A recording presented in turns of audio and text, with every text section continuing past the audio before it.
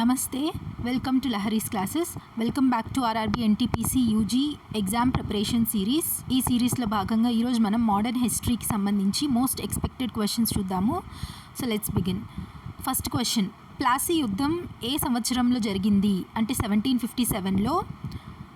ప్లాసీ యుద్ధంని బ్రిటిష్ వాళ్ళు అండ్ మన ఇండియాకి సంబంధించిన ఏ రూలర్స్ మధ్య జరిగింది అంటే British forces and Sirajuddaulah. So battle of Plassey బ్రిటిష్కి మన ఇండియన్ రూలర్ అయిన సిరాజుద్దౌలాకి జరిగింది కదా. సో ఆ బ్రిటిష్ ఫోర్సెస్ని ఎవరు లీడ్ చేశారు అంటే లార్డ్ రాబర్ట్ క్లైవ్. ఎవరు బిట్రే చేశారు అంటే సిరాజుద్దౌలాని బ్యాటిల్ ఆఫ్ ప్లాసీలో నమ్మక ద్రోహం చేశారు అంటే మిర్ జాఫర్. సో బ్రిటిష్ వాళ్ళతో ఫ్రెండ్షిప్ చేసి సిరాజుద్దౌలాకి అగెయిన్స్ట్గా వెళ్ళిపోవడం వల్ల సిరాజుద్దౌలా బ్యాటిల్ ఆఫ్ ప్లాసీని ఓడిపోతాడు. Battle of Plassey led to the beginning of British rule in which region? ఏ రీజియన్లో బ్రిటిష్ రూల్ స్థాపనకు బ్యాటిల్ ఆఫ్ ప్లాసీ కారణమైంది అంటే బెంగాల్లో. నెక్స్ట్, బ్యాటిల్ ఆఫ్ బక్సర్ ఏ సంవత్సరంలో జరిగింది అంటే 1764లో. ఎక్కడ? 1764 option C. So battle of బక్సర్ని బ్రిటిష్ వాళ్ళు అండ్ ఎవరి మధ్య జరిగింది అంటే ముగ్గురు ఉంటారు బ్యాటిల్ ఆఫ్ బక్సర్లో. Mir Qasim, Shujauddaulah and Shah Alam II. చూడండి, బ్యాటిల్ ఆఫ్ ప్లాసీలో సిరాజుద్దౌలా. అదే బ్యాటిల్ ఆఫ్ బక్సర్లో Shujauddaulah, Mir Qasim and Shah Alam II. So battle of Buxar అయిపోయాక బ్రిటిష్ వాళ్ళు గెలిచిపోతారు కదా. సో ఏ ఏరియాని వాళ్ళ కంట్రోల్లోకి తీసుకుంటారు అంటే Bengal, Bihar and Odisha region. A treaty అంటే ఏ సంధి ఫాలో అవుతుంది బ్యాటిల్ ఆఫ్ బక్సర్ అయిపోయిన వెంటనే అంటే treaty of Allahabad. Diwani rights were granted to the British in which year?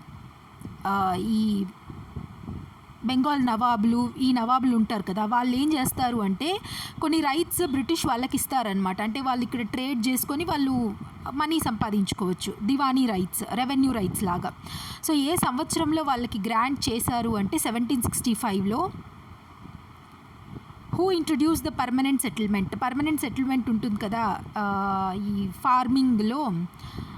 పర్మనెంట్గా ఈ ఫార్మర్స్ ఎవరైతే ఉంటారో వాళ్ళకి ఎంత ప్రొడ్యూస్ వచ్చినా రాకపోయినా ఒక మనీ అనేది ఒక భాగం అనేది వాళ్ళు డిసైడ్ చేసేస్తారనమాట.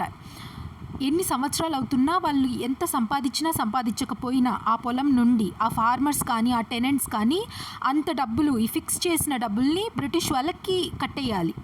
వాళ్ళకి లాభాలు వస్తూ ఉన్నా నష్టాలు వస్తూ ఉన్నా సంబంధం లేదు. సో దాన్ని పర్మనెంట్ సెటిల్మెంట్ అంటారు. ఎవరు ఇంట్రడ్యూస్ చేశారు అంటే లార్డ్ కార్న్వాలిస్.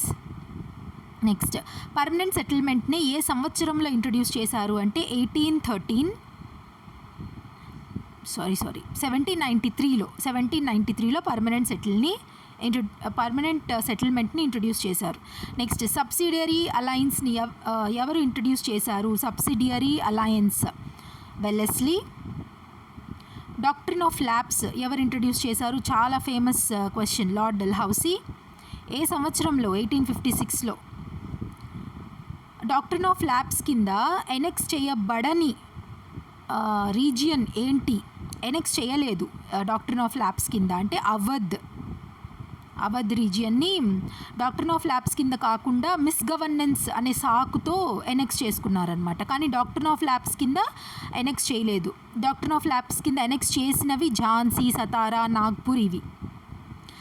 రివోల్ట్ ఆఫ్ 1857 జరుగుతుంది కదా, ఎక్కడ స్టార్ట్ అయింది? బిగినింగ్ ప్లేస్ ఏంటి అంటే మీరట్.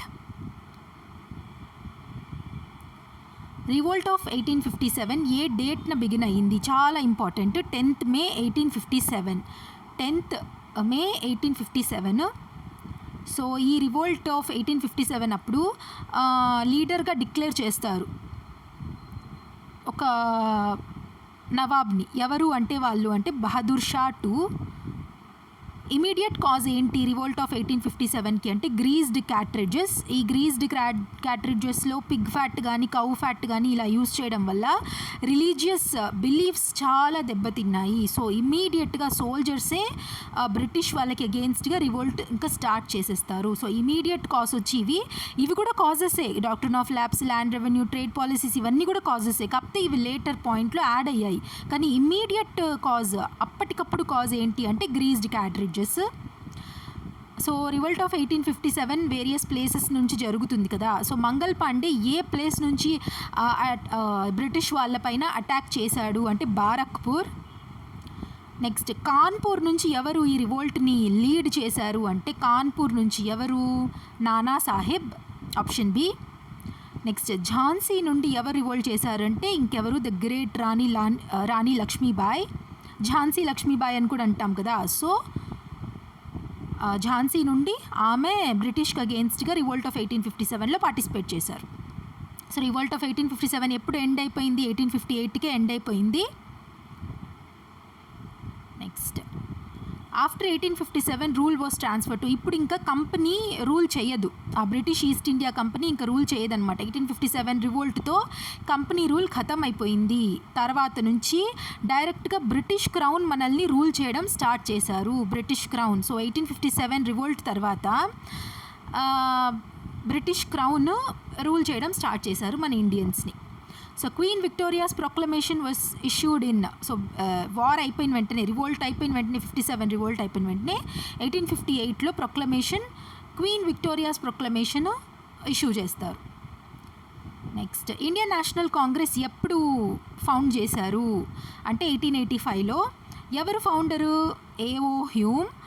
అండ్ ఈ ఫౌండ్ చేసే టైంలో గవర్నర్ జనరల్ ఎవరు అంటే డఫరిన్, లార్డ్ డఫరిన్. అది కూడా చాలా important.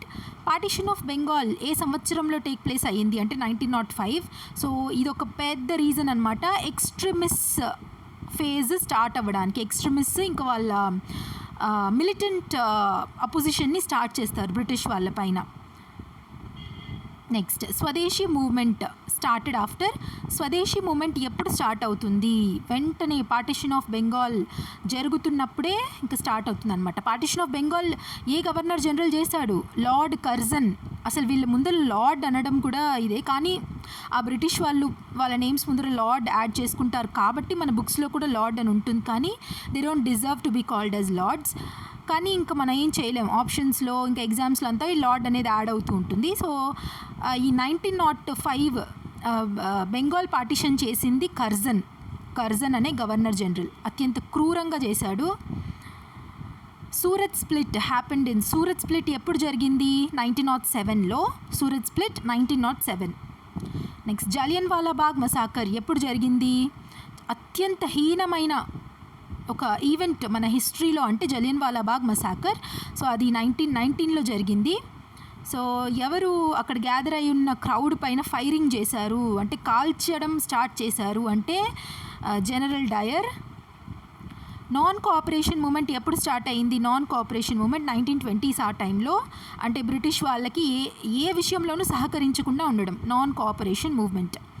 So Chauri Chaura incident దేనికి లీడ్ చేసింది? నాన్ కోఆపరేషన్ మూమెంట్లో జరుగుతున్న చౌరీ చౌరా ఇన్సిడెంట్ 1922లో యూపీలో జరుగుతుంది కదా, ఒక పోలీస్ స్టేషన్ పైన అటాక్, అదే Chauri Chaura incident. So this led to withdrawal of non cooperation movement అంటే end of non cooperation movement. So ఇంత బ్లడ్ షెడ్ ఇవన్నీ చూసి మహాత్మా గాంధీజీ నాన్ కోఆపరేషన్ మూమెంట్ని విత్డ్రా చేసుకుంటారనమాట. సో చౌరీ చౌరా ఇన్సిడెంట్ దానికి లీడ్ చేస్తుంది. Next civil disobedience movement started in, civil disobedience movement ఎప్పుడు start అయింది? 1930లో. దండి మార్చ్ ఎవరు లీడ్ చేశారు? ఇంకెవరు? Mahatma Gandhiji. Quit India movement ఎప్పుడు స్టార్ట్ అయింది అంటే 1942లో స్టార్ట్ అయింది. డూ ఆర్ డై స్లోగన్ని for the first time Gandhiji garu iterate చేశారు క్విట్ ఇండియా మూమెంట్ టైంలో. ఎక్కడ? గోవాలియా ట్యాంక్, బాంబే. అక్కడి నుంచి ఈ స్లోగన్ ఇస్తారనమాట, డూ ఆర్ డై అని. క్యాబినెట్ మిషన్ ఎప్పుడు వస్తుంది ఇండియాకి? క్యాబినెట్ మిషన్ 1946లో వస్తుంది. నెక్స్ట్ డైరెక్ట్ యాక్షన్ డే ఎప్పుడు అబ్జర్వ్ చేస్తారంటే 1946లో. మౌంట్ బ్యాటన్ ప్లాన్ ఎప్పుడు అనౌన్స్ చేస్తారు? 1947లో మౌంట్ బ్యాటన్ ప్లాన్ అనౌన్స్ చేస్తారు.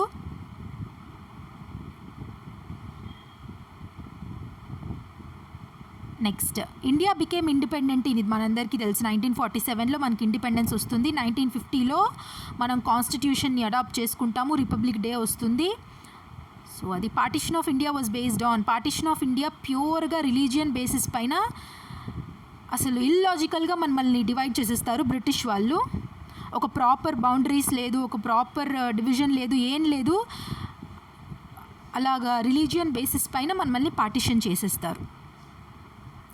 Next first governor general of independent India ఎవరు? First governor general of independent India.